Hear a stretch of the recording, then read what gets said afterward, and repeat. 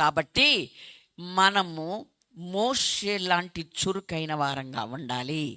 ఆ మోషే లాంటి చురుకుదనం మనకు స్వరం గుర్తుపట్టాలి, చెవులు పనిచేయాలి, అసలు మొత్తం బాడీ అంతా పనిచేయాలి.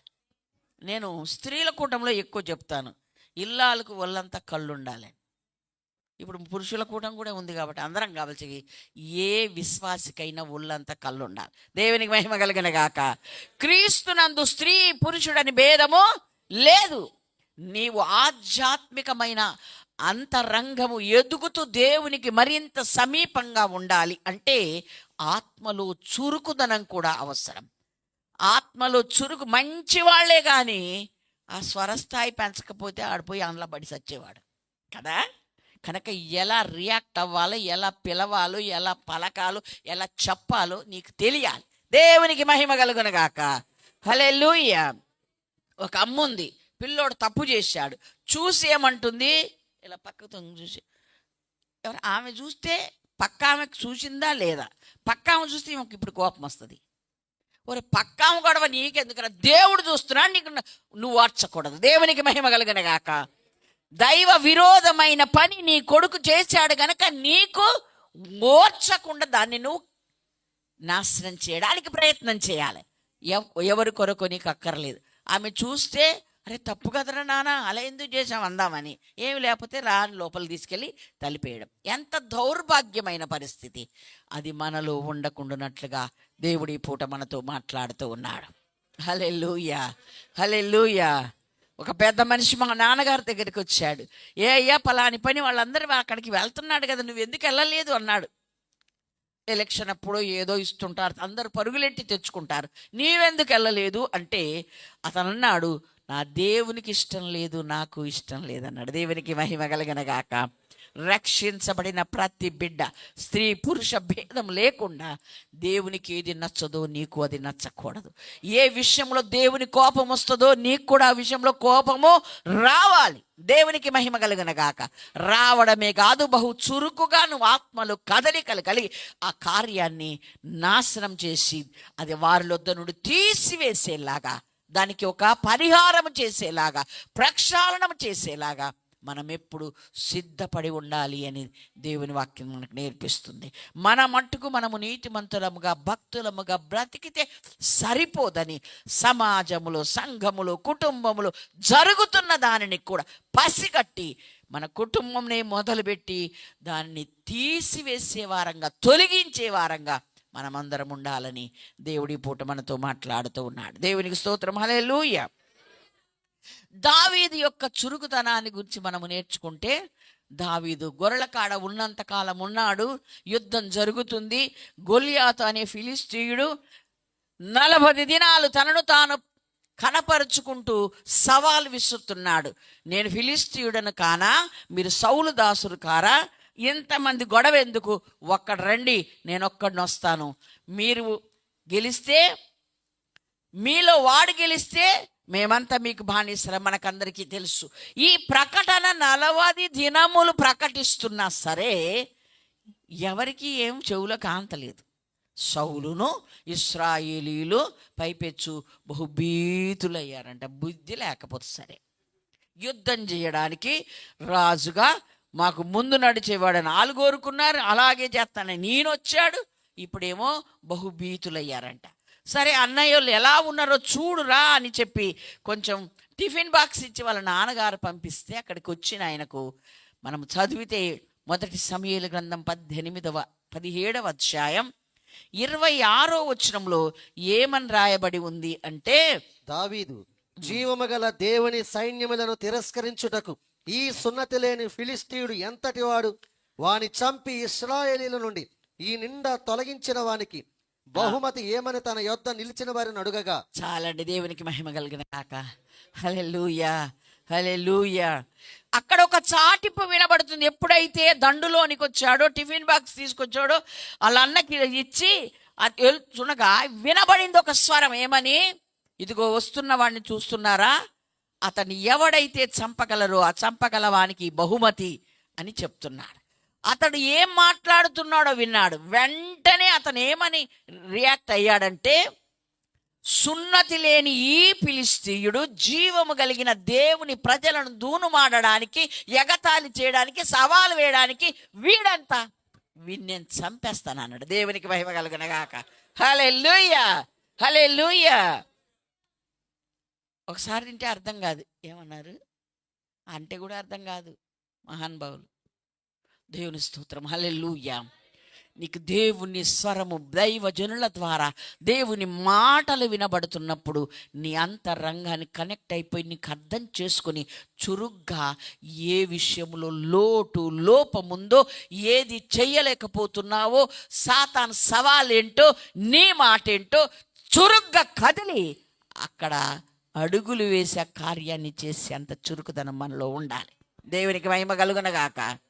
ఆ మహానుభావుడు ఎత్తు పొడుగులా ఉన్నాడంట. అలా అన్నయ్య, అరే ఎందుకు వచ్చావురా ఇక్కడికి, ఏంటి అలా అడుగుతున్నావు, నోరు మూసుకొని వెళ్ళు అని అంటున్నాడు. మరి ఎందుకని, ఇది చేయడు, ఎవరిని చేయనియాడు కదా. కానీ వాళ్ళ అన్నని పట్టించుకోలే. అక్కడ నుండి మరొక దగ్గరికి వెళ్ళాడు. ఆ స్వరం విన్న కాళ్ళ నుంచి తనకు ఆగట్లేదు. ఏమంటున్నాడు, రాజుగారికి చెప్పండి, లేకపోతే సైన్యాధిపతికి చెప్పండి, వాడిని నేను చంపేస్తాను. దేవునికి మహిమ కలిగినగాక. ఎలాగైతే అక్కడ తీసుకెళ్ళారండి. తీసుకెళ్తే ఈ మహానుభావుడు రాజుగారు ఏమన్నాడు, ఏంటి నువ్వు చంపుతావా, వాడేమో యుద్ధం ఏర్పరి, వాడు యుద్ధాభ్యాసం చేసినవాడు, నువ్వు బాలుడవు, నీ వల్ల ఏమవుతుంది అని అంటే, రాజుగారు ఇట్లా అన్నాక నేనేం చేయాలనుకోలే. ఏమనుకున్నాడు, వాడు కాదండి, నేను చెప్తా వినండి. నేను నా తండ్రి మందను కాస్తున్నప్పుడు జరిగిన సంఘటన వివరంగా చెప్పాడు. దేవునికి మహిమ కలిగిన గాక. హల్లెలూయా. ఆ దాన్ని తరిమానే, నా గొర్రెలను నేను కాపాడుకున్నానే, వారెండిటిని తరమగలిగినాను. అంటే దైవజనుల ద్వారా మనం అనేక సార్లు విన్నాం, దుష్టుడు ఏ రకంగా వచ్చినా ఒక రూపం, ఎలుగుబంటి రూపం రాని, సింహం రూపం రాని ఆడే. దేవుని స్తోత్రం. హల్లెలూయా. కాళ్ళు నొప్పి వచ్చినా, తలనొప్పి వచ్చినా, మలేరియా వచ్చినా, ఇంకోటి వచ్చినా ఆడే. దేవుని స్తోత్రం. హల్లెలూయా. ఏదైనా వాడి కార్యమును, క్రియను నిర్వీర్యం చెయ్యగలిగిన, గుర్తుపట్టగలిగిన స్థాయి మనలో ఉండాలి. దేవుని స్తోత్రం. హల్లెలూయా. అప్పుడు అన్నాడండి, అని ఏం చెప్పాడు, నేను అని చంపేస్తాను, వాటిని నేను తరిమి చీల్చి చంపి నా గొర్రె పిల్లలను రక్షించుకున్నాను వీడంతా. దేవుని స్తోత్రం. హల్లెలూయా, హల్లెలూయా. అన్నిటికీ భయపడేది క్రైస్తవులకు ఎక్కువైపోయిందండి. భయపడకపోవడమే నిజమైన క్రైస్తవుడి నిజ లక్షణం. దేవుని స్తోత్రం. హల్లెలూయా. భయపడితే ఇంకంతే సంగతులు కదా, భయపడవద్దు. హల్లెలూయా. మా నాన్నగారు మమ్మల్ని ఎట్లా ట్రైన్ చేసేవాళ్ళంటే, ఎరికో కోటలు కూలగొట్టేదాం, సైతాను బండలు పగలగొట్టేదాం అని పాట నేర్పారు. మేము పాడేవాళ్ళం. వెనకాల ఏదో చిన్న శబ్దం చేసేవాళ్ళు. నన్ను, నీ మొహం, నువ్వేం ఎరుకో కోటలు కూలగొడతావు, నువ్వేం సైతాను బండలు పగలగొడతావు. అవును కదా, పాడేది ఏదో నా జీవితానికి అన్వయించుకోవాలన్న బుర్ర అప్పటి నుండి మాకు నేర్పారు. దేవునికి స్తోత్రం. హల్లెలూయా, హల్లెలూయా. వింటున్నది, కంటున్నది, చదువుతున్నది, నేర్చుకుంటున్నది మన జీవితాలకు అన్వయించుకోకపోతే వేస్ట్. అన్వయించుకుందాం. దేవునికి మహిమ కలుగునగాక. హల్లెలూయా, హల్లెలూయా. వెంటనే ఆయన అన్నాడు, లేదండి నేను ఇలా చెయ్యగలను అని చెప్పాడు. మీరు 34 నుండి 37 వరకు అక్కడ చదివితే అక్కడ వ్రాయబడి ఉంది. అప్పుడు ఏమన్నాడు, అయితే సరే ఇదిగో ఈ నా యొక్క యుద్ధ వస్త్రాలన్నీ వేసుకొని వెళ్ళు అన్నాడు. ఒక్క క్షణం వేసుకొని వెంటనే తీసి అవతల పడేసాడు. రాజుగారు ఏమనుకుంటారో పాపం, ఆయన వస్త్రాలు నాకు ధరింపజేస్తే నీకు ఎంత పొగరేంట్రా అంటాడేమో. కాదు, ఇప్పుడు నీకు పొగరు కాదు, ఇది నాకు వాడుక లేదు అని మోమాటం లేకుండా చెప్పి శత్రువు మీదికి వేగిరంగా వెళ్ళి చంపాలి. అది ధ్యేయం. దేవుని స్తోత్రం. హల్లెలూయా, హల్లెలూయా. ఎవడు పడితే వాడు ఇంటికాడ కూర్చున్నోడు, యుద్ధానికి వెళ్ళనోడు, రాజయ్యుండి మౌనంగా ఉంటే ఆయన చెప్పిన సలహా ఎందుకు, దేవుడు నీకేమి ఇచ్చాడు అది చెయ్యి. దేవునికి మహిమ కలుగునగాక. హల్లెలూయా. వెంటనే తీసి పడేశాడు. ఏమయ్యాడు, ఏటి రాళ్ళు తీసుకున్నాడు అని ఎదురుకి వెళ్ళిపోయాడు. దేవునికి స్తోత్రం. ఎంత చురుకుగా వెళ్ళాడో అక్కడ మనము చదువుకుంటే వ్రాయబడి ఉంది. దేవునికి మహిమ కలుగునగాక. 48 నుండి 51 వరకు మీరు చదివితే వాడు ఎన్నో ప్రేలాపాలు పిలిచాడు, ఏదేదో మాట్లాడుతున్నాడు, ఇష్టం వచ్చినట్టు వాగుతున్నాడు. ఎవరండి? దుష్టుడు. ఈయనొక్కటే అన్నాడు, నీవేమేమో అంటున్నావు కదా, నేనైతే జీవము కలిగిన దేవుని పేరు మీద నేను వస్తున్నాను. ఈరోజు నిన్ను చంపి నీ తల తెగేస్తా. ఏముంది చేతిలో? గులకరాయి. చెప్పేదేంటి? దేవుని మహిమ కలుగును గాక. హల్లెలూయా. మరి ఎలా చెప్పగలుగుతున్నాడు? యుద్ధము యెహోవాది, నిన్ను దేవుడు ఈ రోజున నా చేతికి అప్పగించబోతున్నాడు. దేవునికి మహిమ కలుగును గాక. హల్లెలూయా. ఒక్కొక్క మాట తూటల్లాగా పదునుగా వెళ్తూ ఉన్నాయి. ఏమాత్రం మోమాటం లేకుండా, ఏమాత్రం భయం లేకుండా చెప్పాడు. పరిగెత్తుకెళ్ళాడు. సంచిలో చేయి వేసి ఒడిశాలు తీసేశాడు. ఎలా చెప్పగలిగాడు? ఉన్నదేమో ఒడిశాల గుండ్రటి రాయ్. దేవుని స్తోత్రం. హల్లెలూయా. అయితే ఎలా చెప్పగలిగాడు?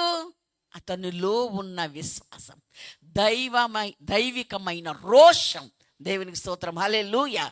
సాతానుడు పేలే ప్రలాపాలకు ఇంటూ కూర్చోవద్దు రే అని అంతకన్నా గట్టిగా వాడికి చెప్పగలిగిన ఆధ్యాత్మిక స్థాయి మనలోకి రావాలి. దేవునికి స్తోత్రం. హల్లెలూయా. దేవుడు సమస్యతో మాట్లాడమన్నాడు. సమస్యతో ఆ కొండను చూచి అన్నాడా? అంటే అక్కడ కొండకాడికి వెళ్ళి అక్కడికి వెళ్ళి దాన్ని చూసి మాట్లాడడం కాదు. కొండలాంటి నీ సమస్యతో నువ్వు మాట్లాడు. దాన్ని అడ్డు తెచ్చేవాడు, దాన్ని నీ మీదికి తెచ్చేవాడు వాడు గనక దాంతో మాట్లాడమంటే వాడితో మాట్లాడమని. దేవునికి మహిమ కలుగునగాక. సముద్రం మీద భయంకరమైన తుఫాను గాలి రేపినప్పుడు దేవుడు మాట్లాడలేదా? మాట్లాడాడు. దేవుడి స్తోత్రం. హల్లెలూయా. ఒరేయ్ నోరు ముయ్ అని చెప్పాడని బైబిల్ చెప్తుంది. దేవుడికి స్తోత్రం. హల్లెలూయా. అసలు నీవేం చేసినా నన్ను ఆపలేవు, నేను చేసే కార్యాన్ని ఆపలేవని ప్రభు దానితో మాట్లాడాడు. ప్రభు బిడలమైన మనం కూడా అలాగే ఉండాలి అని వాక్యం మనకు నేర్పిస్తుంది. అలా సవాలు విసిరాడు. ఇప్పుడు ఇన్ని అన్నాక ఒకవేళ వాడు సాధ్యపోయి వాడేనని చంపితే ఎట్లా అనుకున్నాడా? అసలు అనుకున్నాడా? అనుకోకూడదు కూడా. నీకు నిజంగా విశ్వాసం, దేవుని యందలి ధైర్యం, ఆయన నమ్మకం గనక నీకుంటే, ఆ రోషమే గనక నీకుంటే సవాలు విసిరినట్టే పరిగెత్తుకెళ్ళిపోయాడు. దేవుని స్తోత్రం. హల్లెలూయా. మరి కత్తే లేదు, ఎలా తెగేస్తావురా బాబు అని అంటే, నేను ఇప్పుడు ఆయన చంపుతానుగా ఈ రాయితో. దేవుని స్తోత్రం. హల్లెలూయా. హల్లెలూయా. వాడు కింద పడ్డం ఖాయమే, ఆడి కత్తి తీసుకొని వాడినే చంపడం ఖాయమే. దేవుని మహిమ కలిగినగాక. అదే జరిగిందా లేదా? దేవునికి మహిమ కలుగునగాక. అందుకే దావీదు ఎంత చురుకైన వాడో అతని అనుచరులు కూడా అంతే చురుకైన వారు. దేవునికి మహిమ కలుగునగాక. హల్లెలూయా. మనకందరికీ సంగతి తెలుసు.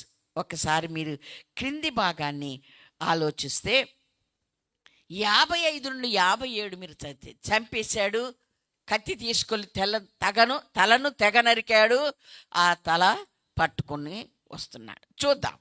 సౌలు దావీదు ఫిలిష్తీయునికి ఎదురుగా పోవుట చూసినప్పుడు తన సైన్యాధిపతి అయిన అబ్నేరును పిలిచి, అబ్నేరు, ఈ యవనుడు ఎవని కుమారుడని అడుగగా, అబ్నేరు, రాజా, నీ ప్రాణముతోడు నాకు తెలియదనెను. అందుకు రాజు, చాలు సౌలు రాజు అడుగుతుండు. తలని తెగ నరికాక అది పట్టుకొని వస్తుంటే, రే బాబు ఈ రోడ్ ఎవరు? మరి ఇప్పటిదాకా నీకు వచ్చి చెప్పాడుగా, నేను వాడిని చంపేస్తానని చెప్పాడుగా. మీరేం నీ వర్రీ అవ్వకండి, వాడి గురించి దిగులు అవసరం లేదు, నేను వెళ్ళి చంపేస్తానని అంటే నువ్వు మాట్లాడితివి కదా. అప్పుడు అడగొచ్చు కదా, ఇంత ధైర్యం నీకు ఎక్కడిది? ఎలా నువ్వు చంపగలవు? అసలు ఎవరివి నీవు? అప్పుడు అడిగాడా? అడగలే. అసలు అంటే దాని మీద ఆయనకి ఎంత ఇంట్రెస్ట్ ఉందో.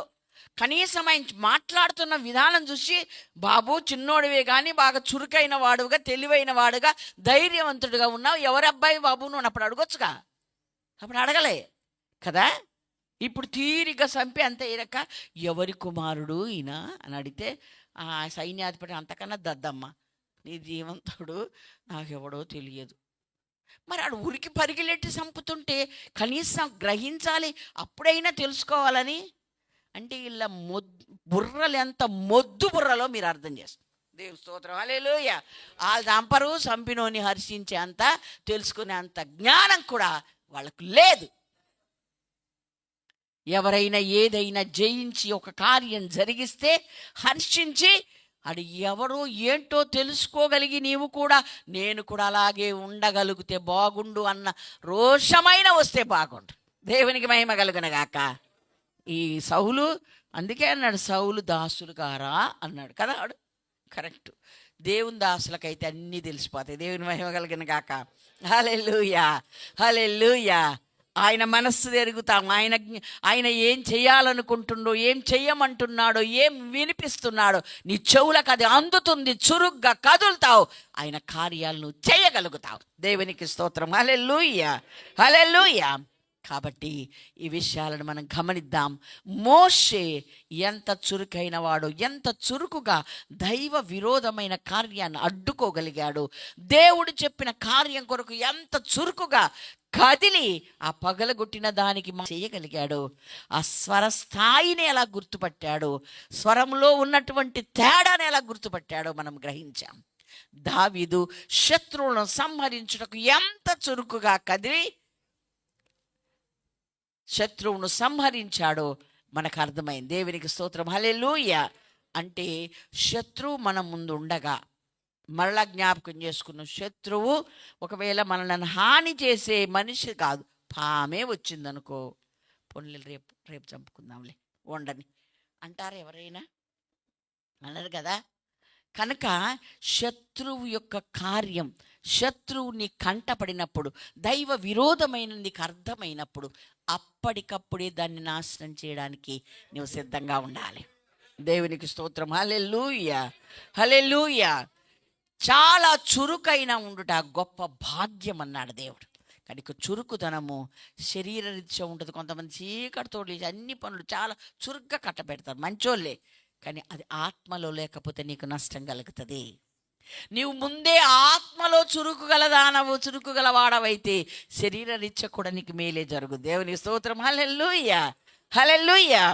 కాబట్టి అర్థం చేసుకోగలిగిన స్థాయి మనకు ఉండాలి. ఎవరు వస్తున్నారు, ఎవరు పోతున్నారు, ఏం మాట్లాడుతున్నారు, ఏం చేస్తున్నారు, ప్రతి విషయం నీ బుర్రకు అర్థమైపోవాలి. దేవుని స్తోత్రం. నీ పిల్లల యొక్క నడక నువ్వు గుర్తుపెట్టగలిగిన స్థాయిని గుర్తుపెట్టగల, వాళ్ళ చర్యలు గుర్తుపెట్టాలి. పుస్తకం పట్టుకుంటే సార్ ఆ పుస్తకంలో ఇంకేముందో ఒక అమ్మకి తెలవదు, పై పుస్తకమే చూస్తుంది.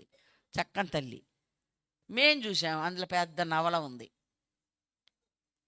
అంత బుర్రలేని తల్లిదండ్రులుగా ఎవరు ఉండకూడదు. దేవుని స్తోత్రం, హల్లెలూయా. మీ పిల్లలు ఇంకా చిన్నవాళ్లే ఉన్నారు, ఆత్మలో చురుకు కలిగి ప్రభుకు యోధులుగా వారిని పెంచండి. దేవునికి స్తోత్రం, హల్లెలూయా. మాటలో అర్థం కూడా గ్రహించగలగాలండి. మా తాతగారే మా వారిని, బాబు మీ అన్న పెద్ద నీవు పెద్ద అని అడిగాడంట. ఓకే, తింగరబుచ్చోడైతే మా అన్నే పెద్ద అన్ను, అవునా కాదా? అన్న అన్నాడంటేనే పెద్ద కదండి. అప్పుడు మా చిన్నోడే అన్నారంట, దేంట్లో తాతయ్య అని అడిగాడంట. దేవుని స్తోత్రం, హల్లెలూయా. మీ అన్న పెద్ద నువ్వు పెద్ద అని అడిగాడంట. అడిగితే దేంట్లో తాతయ్య అన్నాడంట. వావ్, చురుకైనోడీడన్న. దేవుని స్తోత్రం, హల్లెలూయా. మా అన్నే పెద్ద అని చెప్పామనుకో శుద్ధ మొద్దు. దేవునికి స్తోత్రం, హల్లెలూయా. అన్నంటేనే పెద్దని అర్థం. ఇక మళ్ళీ అన్న పెద్ద నువ్వు చెప్పడం ఏంటి? చురుగ్గా తాతయ్య మాటలోని చమత్కారాన్ని అర్థం చేసుకుని ఏం చెప్పాడు, ఏమని చెప్పాడు? దేంట్లో తాతయ్య అని అడిగా. దేవుని స్తోత్రం, హల్లెలూయా. అవును, అన్న అవ్వచ్చు, జ్ఞానంలో, చదువులో, ఇంకొకటిలో ఎక్కువ అవ్వచ్చు. దేవునికి స్తోత్రం, హల్లెలూయా. కనుక మనము అంత చురుకైన వారముగా ఈ లోకంలో బతకపోతే సాతానుగాడు చక్కగా చల్లగా మనల్ని ముంచేస్తాడు. కాబట్టి నువ్వు చురుకైన వాళ్ళగా బతకాలి. దేవునికి స్తోత్రం, హల్లెలూయా, హల్లెలూయా. మనం పని చేసే చోట మన దగ్గర పని చేసే వారిని, వారి కదలికలను కూడా గమనించగలిగిన స్థాయి మనందరికీ రావాలి. దేవునికి స్తోత్రం, హల్లెలూయా, హల్లెలూయా. కనుక ఈ విషయాలను దేవుడు మనకు బోధిస్తూ ఉన్నాడు. మోషేకు దావీదుకు కొంచెం సారూప్యం ఉన్నట్లుగా వాక్యమును ధ్యానిస్తున్న నాకు అర్థమైంది. దయచేసి అది కూడా మీకు తెలియచేయాలని నేను ఆశపడుతూ ఉన్నా. దేవుని స్తోత్రం, హల్లెలూయా. నిర్గమకాండం 25వ అధ్యాయం 8-9 వచనాలలో దేవుడు మోషేతో మాట్లాడి ఆయన కొన్ని విషయాలు చెప్పాడు. నేను వారిలో నివసించినట్లు వారు నాకు పరిశుద్ధ స్థలమును నిర్మింపవలెను. నేను నీకు కనుపరచు విధముగా మందిరం యొక్క ఆ రూపమును దాని ఉపకరణములన్నిటి రూపమును నిర్మింపవలెను. చాలండి. మోషేకు చెప్పాడు, నేను మీలో నివసించున్నట్లుగా నాకు ఒక మందిరం కావాలి అన్నాడు. ఏమండి, ఈ వాక్యాన్ని మీరు ఎప్పుడైనా చదివినప్పుడు ప్రారంభంలోనే దేవుడు కృపచేత నేను గ్రహించగలిగాను. కట్టింది గుడారము, అది నిలబెట్టేది ప్రతిష్ఠించేది అరణ్య యాత్రలో. అయితే అక్కడ ఏం పలికాడు దేవుడు? నేను వారిలో అన్నాడు, దానిలో అనలే. కొన్ని వేల సంవత్సరాల తర్వాత ఏ నిజమైన ఆలయాన్ని దేవుడు నిర్మించబోతున్నాడో ఆ వాళ్ళే 1 కొరింథీ 3:16 నీవు నేనే. దేవునికి స్తోత్రం, హల్లెలూయా. ఈ ఆలయాన్ని దృష్టి పెట్టుకొని అప్పుడు మోషేతో మాట్లాడాడు. దేవునికి మహిమ కలుగునగాక. వాక్యము మనస్సు పెట్టి చదివితే మనకు అర్థమవుతుందండి. దేవునికి మహిమ కలుగునగాక. అలా కాక చదివితే ఒక ఆయన ఏమన్నాడంటే, మోషే అట్లు చేశానంటే, అమ్మో అప్పుడు కూడా దోషాలు చేసుకున్నారా అన్నాడు. ఓకే, మరి ఇంకొక ఆయన ఏమన్నాడు, తన్ను తాను అని చదివాడు, అక్కడికి ఆపేశాడు. చూశారమ్మా, దేవుడు అమ్మో జాగ్రత్త, దేవుడు తంతాడు అంటే ఎవడన్నా గుడికొస్తాడండి? వాక్యము చదవడం కాదు, అర్థం చేసుకుని జ్ఞానం కూడా ఆయన దగ్గర నుండి మనం పొందుకోవాలి. దేవునికి మహిమ కలిగిన గాక, హల్లెలూయా. ఇంకొక ఆయన చెప్పాడు, మందులు కాక. చూసారమ్మా, మందులు వేసుకోకండి, కాక అంటే ఏంటిదమ్మా? వేడి, వద్దు వద్దు. చూసారా, ఇంత పెద్ద లిస్ట్ ఉంది, అలా చెప్పండి, ఇప్పుడు టైం సరిపడదు. అలాంటి అవివేక అజ్ఞానంగా బైబిల్ చదివితే ఇంకా బోధించే వాళ్ళు ఉన్నారు. మనం అలా ఉండకూడదు. మనము చురుకైన వారంగా ఉందా? ఏడుగురు అన్నదమ్ములలో లేని చురుకుదల మోషేలో ఉందండి. సారీ, దావీదులో ఉంది. దేవునికి మహిమ కలిగిన గాక, హల్లెలూయా. ఇశ్రాయేలందరిలో మోషేను ఎన్నుకోవడానికి ఆయనలో ఉన్న రోషము, తపన, దైవిక విషయమైనటువంటి ఆ స్థాయి, ఆ వైరాగ్యం దేవుని మనస్సు కొట్టుమిట్టాడుతుంది ఆయన లోపల. ఎప్పుడా అందుకే దేవుడు ఎన్నుకున్నాడు. దేవునికి మహిమ కలుగున గాక, హల్లెలూయా. ఎవరితో నీకు నిమిత్తము లేదు, నువ్వు ఆయన చెప్పినట్టు ఉన్నావా లేదా నువ్వు చూసుకో. ఒకవేళ ఇంటి యజమాని రాలువైతే నీ కుటుంబాన్ని నడుపు. దేవునికి మహిమ కలుగునగాక, హల్లెలూయా. వారిలో నేను నివసించున్నట్లుగా నాకు ఒక మందిరమును నిర్మాణం చేయమని చెప్పాడు. అది నేను నీకు చూపించిన విధముగా చేయమని చెప్పాడు. ఆ వస్తువులన్నిటినీ దేవుడు వరుస పెట్టి చెప్పాడండి. అన్నీ కలిపి అక్కడ రాయబడి ఉంది. 40వ వచనములో, 39వ వచనములో ఎన్నో వీసల బంగారం అవసరం అని రాయబడి ఉంది.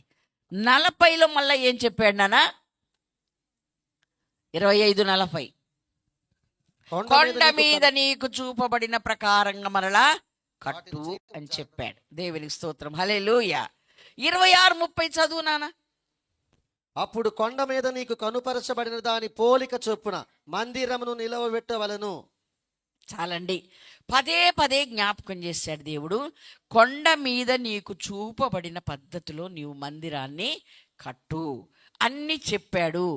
ఏముండాలో చెప్పాడు, ఎన్ని కొలతలో చెప్పాడు. మీరు ఎప్పుడైనా చదివారా? నిర్గమకాండంతో మాకేం పని అండి? అయ్యగారు ఎన్నోసార్లు మీకు చెప్పారు, చక్కని సాక్ష్యం కదా. సంఖ్యాకాండం నేను చదవలేదు, ఒకసారి చిన్నప్పుడు దాటవేశాను. తర్వాత ఒక సవాల్ వస్తే నేను చదివితే 52 ప్రసంగాలు అందులో నుండి దేవుడు ఇచ్చాడు. దేవునికి స్తోత్రం, హల్లెలూయా. 52 ప్రసంగాలు అంటే ఎంతకాలం చేసి ఉంటారు? ఇప్పుడు అది కూడా బుర్రగిక్కుని మళ్ళీ క్యాలెండర్ కాడికి వెళ్ళాలి. 52 ఆదివారాలు రా బాబు అంటే సంవత్సర కాలం చేశాడు. దేవునికి మహిమ కలుగునగాక, హల్లెలూయా. అన్నీ ఇక్కడ రాసి పెట్టాడంటే వ్యర్థంగా ఏది లేదు. ప్రతి మాట మనకు పనికొచ్చేదే. దేవునికి మహిమ కలుగునగాక, హల్లెలూయా. చదువుదాం. అర్థం కాకపోతే మళ్ళీ మళ్ళీ చదువుదాం. అక్కడ ఏ నమూనా నీకు చూపించానో అలాగే చెయ్యి అన్నాడు. ఏమేం చెప్పాడు అవన్నీ కూడా అవే ఉండాలి అని చెప్పాడు. అన్నీ ఆయన చెప్పినట్లుగా చేశాడు. చూద్దాం 39వ అధ్యాయం 42, 43 చదువుతాం. యెహోవా మోషేకు ఆజ్ఞాపించినట్లు ఇశ్రాయేలీయులు ఆ పని అంతయు చేసిరి. మోషే ఆ పని అంతయు చూచినప్పుడు యెహోవా ఆజ్ఞాపించినట్లు వారు దానిని చేసి ఉండిరి. చాలండి. అంటే దయచేసి నాన్న 22 కూడా చదువు నాన్న. 38, 22. యూదా గోత్రికుడైన హూరు మనుమడును ఊరు కుమారుడనైన బెసలేలు యెహోవా మోషేకు ఆజ్ఞాపించినదంతయు చేసెను. చాలండి. దేవునికి మహిమ కలుగు. 39, 26 కూడా చదువుదాం. యెహోవా మోషేకు ఆజ్ఞాపించినట్లు సేవ చేయుటకు ఒక్కొక్క గంటను ఒక్కొక్క దానిమ్మ పండును ఆ చొక్కాయి అంచుల మీద చుట్టూ ఉంచిరి. దేవునికి మహిమ కలుగునుగాక. చెప్పిందేమో మోషేకు, చూపించిందేమో మోషేకు. దీని నిర్మాణం చేపియమని అన్నాడు. అయితే దీనిని నిర్మాణము చేయునట్లుగా కొంతమంది మీదికి నేను జ్ఞానపూర్ణాత్మను నేను పంపిస్తానని వాళ్ళ పేర్లు చెప్పి వాళ్ళ మీదకి దేవుని యొక్క జ్ఞానాత్మతో వాళ్ళని నింపాడు కదా. మళ్ళీ వీళ్ళందరికీ చెప్పాలి కదా. చెయ్యడానికి జ్ఞానాత్మ, కానీ లిస్టు చెప్పడానికి మళ్ళీ మోషేనే. దేవుని స్తోత్రం, హల్లెలూయా. ఆ నమూనంతా కరెక్ట్గా వస్తుందో లేదో చూసుకుంటూ మోషే దగ్గరుండి ఇవన్నీ చెప్పాడు. అక్కడ చూశాడు, ఎక్కడ రాసుకోలేదండి. అంత బుర్రలో పెట్టుకున్నాడా లేదా? పోయిన వారం ఏ వాక్యం చెప్పుకున్నామంటే మళ్ళీ యూట్యూబ్ ఆన్ చేసి చూడాల్సిందే మనం కదూ. మనకు గుర్తుండదు. కొన్ని జ్ఞాపశక్తి లేకపోతే దేవుణ్ణి అడుగుదాం, తప్పేం కాదు. అడిగి జ్ఞాపకం ఉండేలాగా ఎప్పటికప్పుడు ఏ వాక్యం ద్వారా దేవుడు మనల్ని నడిపిస్తున్నాడో, హెచ్చరిస్తున్నాడో, మరి చేస్తున్నాడో అవన్నీ కూడా మన జ్ఞాపకం లేకపోతే ఆ సిచ్యువేషన్ వచ్చినప్పుడు, ఆ పరిస్థితి వచ్చినప్పుడు మనం ఎట్లా ఎదుర్కొంటాం? ఒక పరిస్థితి వచ్చింది, అన్యజనులతోటి మనం వియంగా ఉండకూడదు, ఆ పద్ధతులు ఆచరించకూడదు, అవి ఏంటేంటో అన్ని వివరంగా చెప్పారు అయ్యగారు. అవన్నీ నువ్వు మర్చిపోతే అలా కలిసిపోతావు. అవునా కాదా? గుర్తుంటేనే మరలా మనము చురుగ్గా వాటికి మనం ఇందులో పాలు పొందకూడదు అని మనం బయటికి రాగలుగుతాం. దేవునికి మహిమ కలుగునగాక. మనం చేయకుండా ఉండగలుగుతాం. కాబట్టి కొండ మీద నీకు చూపబడిన ఆ పద్ధతిలోనే నువ్వు నిర్మాణం చేయమంటే అంత బాగా ఎంత పని అయింది? సగం చేశారా? ఇగో మళ్ళీ వచ్చాడా దేవుడు? చెప్పడానికి వచ్చాడా? ఒకసారి చెప్పేశాడండి మొత్తం. దేవుని స్తోత్రం, హల్లెలూయా. మొత్తం జ్ఞాపకం ఉంచుకొని ఎవరినైతే చెయ్యడానికి దేవుడు ఏర్పరిచాడో, ఎవరి మీద జ్ఞానాత్మలు ఎవరికి నింపాడో వాళ్లకు మళ్ళా ఇదంతా చెప్పేశాడు. దేవునికి స్తోత్రం, హల్లెలూయా. ప్రతి చిన్న మాట కూడా దేవుడు చెప్పిందేది వదలలేదు. మరలా అంత పని అయిపోయాక వచ్చి వాళ్ళు చెయ్యడం చూసట వారిని దేవుని పేర ఆశీర్వదించాడు. దేవునికి స్తోత్రం, హల్లెలూయా. అరే నేను చెప్పినట్టే చేశారా, వెరీ గుడ్ అని చెప్పగలిగాడు ఎవరు? మోషే. దేవుని స్తోత్రం, హల్లెలూయా. మోషే చేత ఒక గుడారం ఏర్పరచబడింది కదా. దావీదు కాలంలో కూడా దావీదు మరలా గుడారం ఏర్పరచాలి, మనసు నిలపాలి అని ఆశపడ్డాడు. మనందరికీ తెలుసు. దావీదు ఏం చెప్తున్నాడో దేవుని వాక్యం ద్వారా, వీరిరువురికి కొంచెం సారూప్యము, పోలిక ఉన్నట్లుగా నాకు అర్థమైంది. పరిశుద్ధాత్మ దేవుడు నాకు జ్ఞాపకం చేశాడు. అది మీతో నేను పంచుకుంటూ ఉన్నా. చూద్దాం.